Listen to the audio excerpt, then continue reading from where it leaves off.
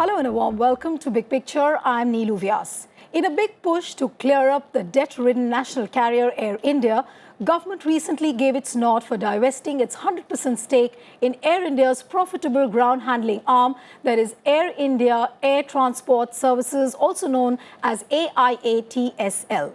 Apart from this, in a major move to expand the aviation sector, the government has also agreed on 100% private participation in the operation, development and management of 6 airports, that is Ahemdabad, Jaipur, Lucknow, Guwahati, Thriuvananthapuram and Mnagaluru. What impact these moves will have on the aviation sector? Can these initiatives become a game changer of sorts for the Indian aviation industry? Joining me for more on this is Ganapathy Subramaniam, Chief of Bureau, Puthiya, Thalaimurai. Next to him is Dr. Pullarao, he's Senior Economist. And also joining us on the show is Dr. Sanat Kaul, who is the former Joint Secretary in the Ministry of Civil Aviation. I welcome all of you, gentlemen, on this program. And starting with you, Dr. Kaul, that given the fact that this divestment has been announced as far as AIATSL is concerned, how do you see this move as being very different from the divestment or the sale of stakes, which was initiated by the government in early June this year?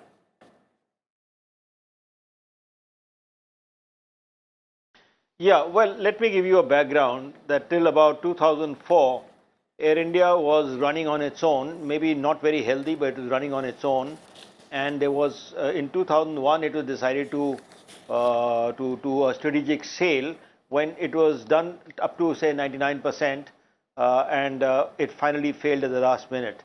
That was in the NDA government. Then UPA came, and I think they took a decision not to do a strategic sale and keep Air India. And then, of course, the whole story unraveled that, they ordered too many planes, they merged Air India and Indian Airlines, and everything went down. Now, the UPA government, which is the India government, which has come in 2014, has been sitting on it. The strategy is not very clear because now, instead of strategic sale, where they should have done something which they did to Satyam or which they are doing to ILFS or what Japan Airline did, they are now, in a way, trying to cannibalize Air India and sell it by parts and parts which are profitable, like the ground handling, like maybe Air India Express, maybe properties of Air India, and then whatever is left, they will try and do a sale of that. Right. Now, in my view, this is like, this is not a strategic sale in a way. This is trying to get as much out of the assets of Air India at present, squeeze it out, and then let's see how we can run the airline. Okay, so in the last attempt at the strategic sale, I don't know was there any pre-bid conference. It didn't seem that the government was serious. Plus, there hasn't been a proper board for Air India, which I can consider as a serious board, because like Satyam, it was a strategic decision to revive it, and it was revived. So you don't see this as... In Japan Airline also, the same thing happened. In Japan Airline... Right. So, Dr. Kaul, you don't see this as a strategic sale. I'll come back to you for more on this. And let me take this question to Dr. Pullarao. The very fact that, the government made a move like this as far as the strategic sale of Air India is concerned, they made a move in early June this year, and we didn't get to see any bidders. But now the question is that why only AIATSL? Why not other subsidiaries? Is this the first move by the government as far as the hiving off of the process is concerned, hiving off all the subsidiaries, and maybe AIATSL is the first move? How do you see that? Absolutely. As per its present strategy, when it could not do the whole airline sale some months ago, it felt now you hive off some of these smaller services. Now they said AIATLS is actually making a profit. Right. 60 crores or 70 crores a year. You sell off all these things, and finally you will have the core activity of airlines, planes. So this is probably it. They're going to sell off parts of it and finally try to sell the airline in whatever manner they want. The airline might become more attractive by that time, because some of the potential purchasers, buyers said, we only want the airline. We don't want all these things. Right. Moreover, the government, at one go, it may not be able to sell this airline. The process of divestment, they want to start doing it in portions and bits and, reduce the debt burden also. Right. There's a huge debt. As Mr. Kaul has said, from, a very reckless way they bought planes, which Air India did not need. In a way, it's kind of sad because Air India was running okay, not too well, not too good, as Mr. Kaul was saying. Right. The sudden merging of the airlines, the sudden buying of $12 billion worth of planes for an airline which didn't need them, and when its market share was coming down drastically, has created an impossible situation for Air India. Absolutely. There are two alternatives, if I may point out. Right. One is you sell out. It's a kind of fire sale. You sell out and say, okay, now we are closed. The other thing is... But when you say sell out, it's sell out of all the subsidies. all the things that are lost, you give it away. That's one way, Right. which you should not do, and I don't think government wants to do that. The other thing is to carefully assess what you want to preserve, considering the fact that there is 500,000 passengers every day using planes. And if you remove Air India from this whole market, 15% or 16%, in my It's view, completely taken the away. prices will shoot up by 2,000-3,000 rupees for every ticket, because the other airlines will be, having predatory pricing and cartelization. Though they say there is no cartelization, there will be cartelization. So government should consider the social good also of Air India after reducing all these losses, loss-making things, so that you can focus only on the planes and flights. Right. So one looks forward to that kind of step, the next step of Air India. Yes, as rightly pointed out, of course, there are a whole lot of legacy issues as far as Air India is concerned. Ganapathy, what I want to come to you on is that when the sale of stakes was announced in early June this year, when they talked about the 76% sale of stakes, we didn't see any bidders, and 31st May was the last cut-off date. And till that day, everyone was expecting that some airline or the other, some global player would jump into the fray and, get into the buying process of Air India, but it didn't happen. But as far as AITSL is concerned, how hopeful are you that you would have expression of interests from the interesting bidders? How hopeful are you of that? Because generally there is a perception that whenever a government begins to clear off the, the clearing the debt process of Air India, it looks like a process which will never begin. At least if it begins, it will never go to a fruition. So how hopeful are you this time of the process getting completed in a way? See, the portions that are being sold now can be divided into two parts. Right. One is the ground handling, catering, all these services as you mentioned earlier. Which comprises AIATSL. Yeah, that's right. These are like subsidiaries of Air India, which do not do the core flying, but into the subsidiary allied activities. Right. And the other part is real estate, the land owned by Air India, the buildings owned by Air India. And of course, there is no problem with selling off land or any other real estate property, etc., owned by Air India, as long as it is done in a fair manner and Air India gets the fair value of it. At least there will be some cash flow to manage the crisis now, which is unprecedented. Air India now has a debt of about 50,000 crore. How is it going to be managed? A little more than that, I mean. Yeah, and that is the reason why they did not get any bidder when they tried to sell the airline. Right. Now, these catering services, ground handling services, these are profitable. When you hive them off, it is going to be more difficult later on to sell the airline as such. Right. So therefore, the government should look at the possibility of working out a whole strategy rather than going by a short-term strategy. Right. This is okay in the short term to sell some So real you say estate that and it's get a money. short-term process. Yes, this is not the long-term solution because the losses will continue, Right. and that will be a big problem later on. Right. But Dr. Kaul, you just heard what Ganapathy said, and he completely says that, this looks like a short-term procedure which has been adopted by the government. But if you talk about the long-term planning of clearing of the debts of Air India, what according to you would be the long-term planning?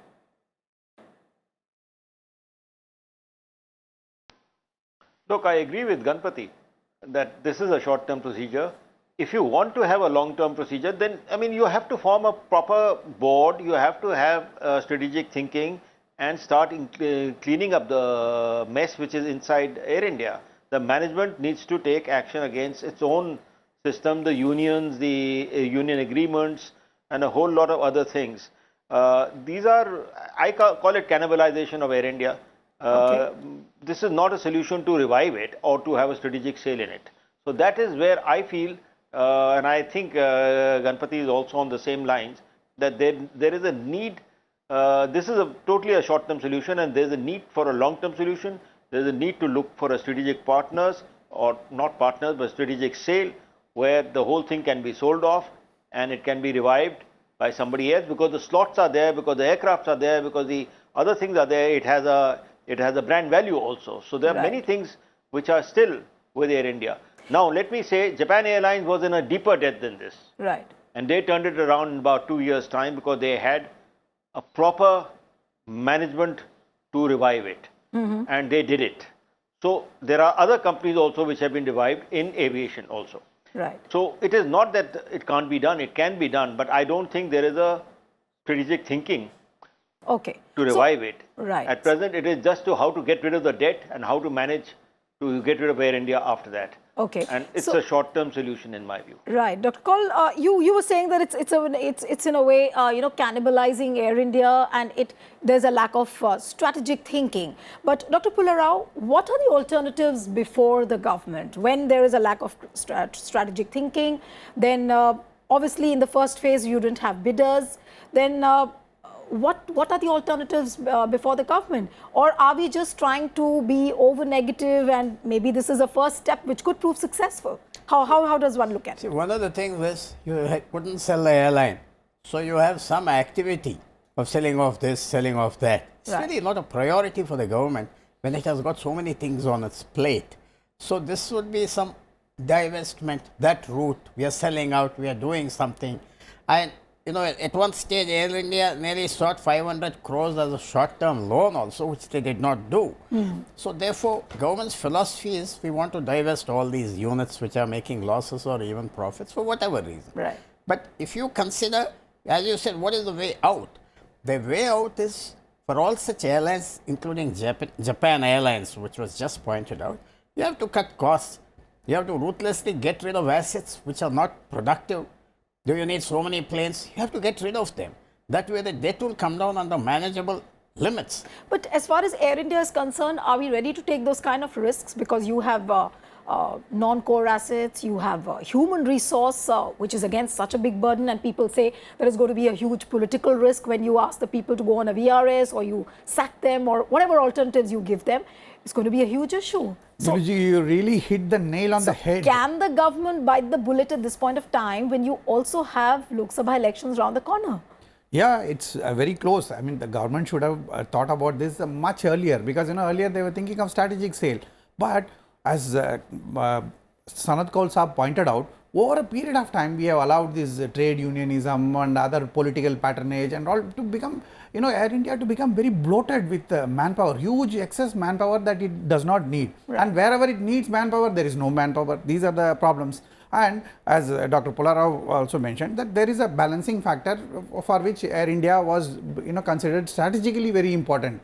So, but over a period of time, what has happened is from a loss of 1 crore a day in the late 90s, that is about 365 crore, plus maybe you add Indian Airlines, about 500 crore in a year. Now it has come to 50,000 crore unmanageable level. So now you have to do something very drastic. And whether it is possible to do it during the time of election is a big question that you asked. But the government must attempt to do it, because in the short term... And that's what the government is doing. That is why they've made this first move. No, they will get about, say, a few hundred crores through sale of these assets, and it will vanish in no time. And again, we will be back to the same situation. Right. Manpower rationalization and also improving the profitability, etc. That is more important. And the other thing is, you look at Jet Airways, some private sector, totally different environment from Air India. Right. Even they are looking for somebody to bail them out. And I was reading one of these things is that the government is also trying to tell, say, the Tata Group or other investors to, look at Jet Airways. Otherwise it will collapse and then there will be much more manpower problem, etc. But why not the government go to same, kind of bidders like Tata or other big corporate groups or international groups, right, and try to sell the Air India to them. It's more important to sell Air India than Jet Airways. But Dr. Kaul, given the timeliness of this move which is coming, and does it not indicate also a hunger for reforms as far as the present government is concerned? Of course, the government is aware of the risks it's going to take, and as you already pointed out, that it's almost like cannibalizing Air India. But still, you have to give credit to the government for the hunger for their reforms, especially as far as the civil aviation sector is concerned? No. See, let's not discuss many things. Air India is a different category. Civil aviation sector is a different category. The civil aviation sector is doing well. It's got 20% or at least a double-digit growth. It is unfortunate that the fuel prices have gone up, earlier went up, and also that the rupee went down. But the number of aircrafts ordered are so many that they are coming in and the capacity is growing. So there's a different problem which other airlines are facing in terms of profitability. But let's not confuse that with Air India. Air India has its own problems which are intrinsic to it and which have been allowed to fester, and they have become worse over time because the management has not been improved, and Air India has lost as a percentage its passenger traffic. So Air India is a different category where if you wanted to have a strategic sale, you got to improve the airline by itself, which was done. In the case of, I gave the case of Japan Airlines, and I said in the case of Satyam also, which is not an airline, but it was done because there was a serious attempt to improve the management of the company. Whereas here, I don't see any serious attempt at all to improve the management of Air India just by changing, managing directors over time is not sufficient. You have to have a much greater attempt at changing the management of the company if you want to have a strategic sale. If you want to sell off units by units, and now I think Air India is even planning to sell some aircrafts which they own. So it amounts to in what I consider as cannibalization of Air India, and whatever is left, then they'll see what to do with it. Okay. So try and see if they can sell it off to somebody, and the loss which the government has made will be their liability. Right. Dr. Pullarao, I was asking Dr. Paul on the timeliness and, the hunger for reforms of the present government. Of course, we cannot mix up the civil aviation with Air India, but still Air India is a component of the civil aviation. Supposing if this sale of, 100% sale of the AIATSL succeeds, and as Ganapathy said, if we manage to collect a few hundred crores, will that not be shown as some kind of a success at the end of the day when the process just did not begin, and here at least you've managed to cap up a few hundred crores? Absolutely. Will it not be seen like that? Absolutely. I mean, for the present government, it's going to be seen as an achievement. Definitely, because they have sold, I think, 2 lakh crores worth of shares in public sector units. This is part of it. They can't neglect one sector. They have to show a uniform, comprehensive movement. To that extent, that they make their intention very clear.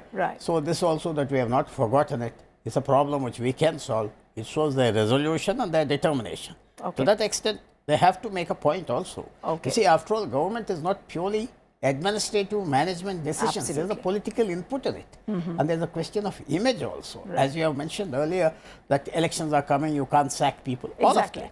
So government, you can't have just simply a decision based on your balance sheet. These political inputs, perceptions, and when you sell this, it has a signal to the market also, to the foreign portfolio investors who are coming into the country. That you're doing these reforms. You have not neglected this. Constantly you hear that foreign investors or Indian investors, all these people want that there should be a reform process should move.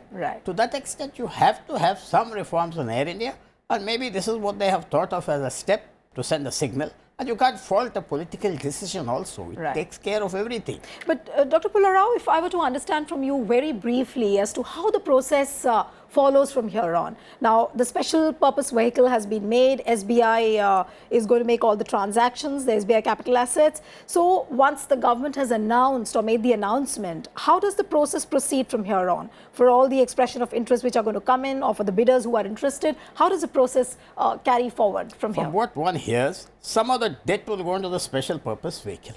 So that will reduce the interest, servicing and other things and take away the burden.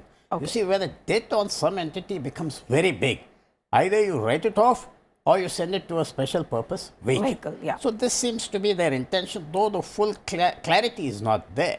So that's one of the things they want to do, to remove that figure of 50,000 crores. And they may sell planes, they may sell and lease back. That's the way they get they take the planes back on hire at some fixed rate, so you don't have that much outflow. All these things will be resorted when I have a special purpose vehicle. And this all is going to include your ramp, your cargo and everything. So we have to see how they go. But first, they have made their intention on this. Air India Express and I think Singapore Airport terminals, where Air India has a 50% share or the government has a 50% share. It's a step-by-step process. Their line towards divestment is clear.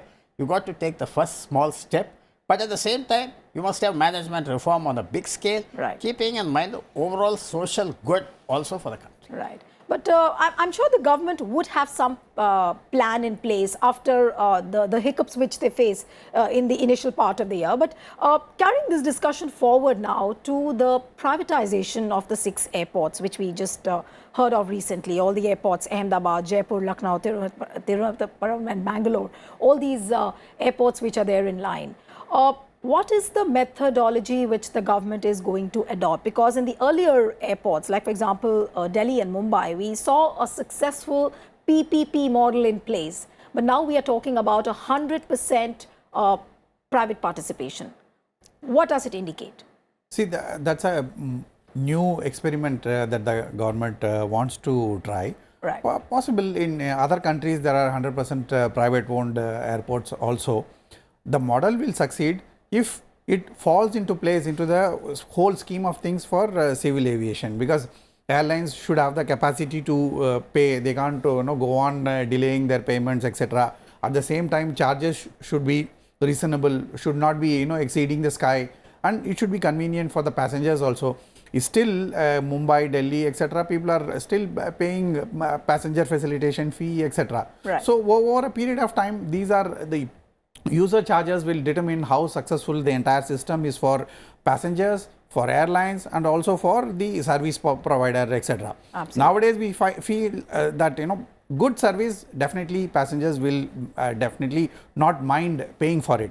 So that kind of a model in mind, the government is looking at the situation. Let us see, because the assets, core assets are owned by the government, the land and as well as the other infrastructure. Some infrastructure is owned by the airports, etc. So it's not so simple to do it, but in a way it can be worked out. Right. But it should be a win-win situation for the users, the airlines as well as the passengers. Absolutely. But as Ganapathy said, Dr. Kaul, is it really going to be a win-win situation for the users? If you look at the international trend, I was reading a certain data which said that 14%, there's a data which shows that 14% of the places around the world, they are managed by the private players. Now, when it comes to India, of course, we don't have a precedent. We've had GVK and GMR doing the management and the development. But how does it augur for the customer, for the flyer who's going to be flying? Okay, I mean, one or two things. First is that I don't know what they mean by 100% divestment. It is really, are they going to see at the present model is that Delhi and Mumbai airports are on PPP. They are on 30 plus 30-year lease. Right. And 26% of the equity is held by Airport Authority of India and maybe a state government or something. And the air traffic control is managed by Airport Authority of India. So there is a lot of interaction between Airport Authority of India and the management by the new operator. In this case, it's a lease. Now, in this case, 100% sale means, is the land going to be permanently transferred? Is the land sale going to be on a freehold basis? So that is not there. Now, coming to the other question which you are asking about the economics of it and how the consumer will be affected, how the charges will be done, I think we need not worry too much about it, because now we have an airport economic regulator, and the regulator is supposed to fix all the prices of various fees and taxes which are there in the airport. Any airport which is over 1.5 million passenger per annum. So all these airports will fall into that, and there is then a regulator which will look into it. Right. So that part I think is okay. They'll have to they'll have to put up a case to the regulator, and the regulator will decide how much they can charge. Okay, so you are saying that for the flyers, what is the model, how the air navigation services will be managed? Yes, go ahead, sir. Go ahead. Yeah. So that is a grey area which we don't have much clarity on it. Right. What will be the relationship between the air navigation services and the airport? Because the airport is just not terminal; it has many more functions, and air navigation is very important. Who's going to do that? Right. And how will they charge for it? Right. The present system is that 26% of the entire airport equity is held by Airport Authority or Airport Authority in conjunction with the state government in some state governments. Right. So they'll have to work this out. I don't know. I have no feelings either way. Maybe it's a good idea to have 100% privately held airport as long as there's an economic regulator who controls the fees, the passenger fees, the security fees, a whole lot of other structures which are there. Right. So of it's course, fine. in the It's days fine. to There is come, no problem right. with it. So I in think the it's a days good to attempt come, to divest. Yeah. right. Yeah. So in the days to come, we'll have to see how the contours of this entire process are being prepared. But one last comment from you, Dr. Pullarao, before we wind up the show, Yeah. See, that do you not see this as a big push to the civil aviation sector? Privatizing the airports, of course, whether it's development of the real estate or whether it's development of all the facilities. If you look at the International Air Transport Association figures which are there, most of the countries are going in for privatization with the increased air traffic. So in India, when this move has started, will it not be seen as a big reform pushed in by the Modi government? It will be a very big movement because many states have objected to such a thing earlier. I think Chennai airport is still with the airport authority. Right. So this will be a very big step. Okay. And you know, when the traffic going on increasing at 20-25% a year, air traffic, government can't continue to look after an airport infrastructure. Right. Private people can do it well, provided, as Mr. Ganapathy has said, the user fees are not too high. Right. That there's some careful regulation. This is a big push. It should be more extended, and we already have reasonably 4 airports which have succeeded. Right. So it is a good thing to look forward, and by and large, but the regulation should be there. The regulation should be strict on the cost. Right. There should be not too high user development fees. So you say that there are no worries for the flyers as of now, as Dr. Kaul also pointed out. But remember that the growth of the airlines traffic in aviation industry in India is almost 4 times above the international average. And keeping this view solely in mind, whether it's clearing the debts of Air India or pushing in privatization of the airports, these reforms will go a long way to give a big leg up to the Indian economy. With that, we close today's edition of Big Picture. Thanks to all my guests, Ganapathy, Dr. Pullarao, and also Dr. Kaul. It was a pleasure talking to all of you. With this, it's a wrap on this edition of Big Picture. Goodbye, and thanks for your time.